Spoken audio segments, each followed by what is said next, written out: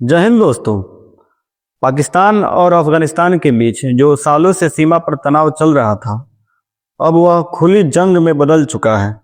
पाकिस्तान ने ऑपरेशन गजाब लिल हक शुरू किया है और अब मामला सिर्फ सीमा पर गोलीबारी तक सीमित नहीं रहा, बल्कि टैंक, तोप और हवाई हमलों तक पहुंच चुका है। तो आइए समझते हैं इसके बारे में कि पूरा मामला क्या है। यह युद्ध किसके बीच हो रहा है?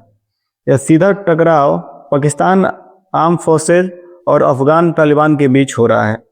पहले दोनों देशों के बीच कभी कभी सीमा पर झड़पें होती थी, लेकिन अब यह खुला सैन्य संघर्ष बन चुका है। यह संघर्ष कहाँ हो रहा है? तो यह मुख्य तनाव की जगह है डूरंड लाइन। यह डूरंड लाइन अफगानिस्तान और पाकिस्तान के बीच सीमा रेखा है, जिसकी लंबाई 2640 किलोमीटर लंबी है और अफगानिस्तान इस सीमा को आधिकारिक अंतर्राष्ट्रीय बॉर्डर नहीं मानता। यही विवाद की सबसे बड़ी जड़ है और विवाद के मुख्य इलाके हैं तोरखाम, कंडाहार, पख्तिया प्रोविंस। पख्तिया प्रोविंस हाल ही में हमले अफगान राजधानी काबुल तक पहुंच चुके हैं। और इस विवाद का असली कारण क्या है इस युद्ध का, तो ये जानते हैं। पहला है आतंकवाद का आरोप।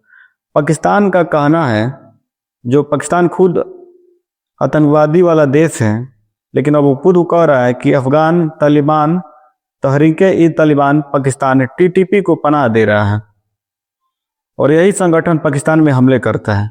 अब जरा सोचिए, पाकिस्तान खुद आतंकवादी देश है और वो अफगान पे आतंकवाद का आरोप लगा रहा है। सोचने वाली बात है। और इस युद्ध का दूसरा कारण है बॉर्डर फेसिंग विवाद। पाकिस्तान सीमा पर वाड़ लगा रहा है, यानी कि तारों को लगा रहा है। तालिबान इसका विरोध करता है, इसी कारण अक्सर गोलीबारी होती रहती है। तो फिर पाकिस्तान ने क्या किया? तो पाकिस्तान ने ऑपरेशन गजाब लिल हक शुरू किया है।